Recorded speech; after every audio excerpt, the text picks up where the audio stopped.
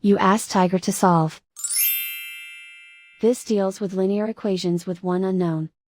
The final result is x equals -8. Let's solve it step by step. Group all constants on the right side of the equation. Add 1 to both sides. Simplify the arithmetic.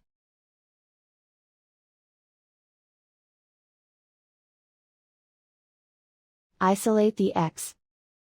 Multiply both sides by inverse fraction 4/3.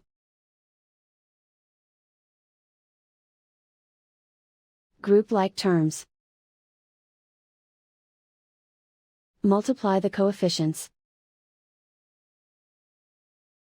Simplify the fraction.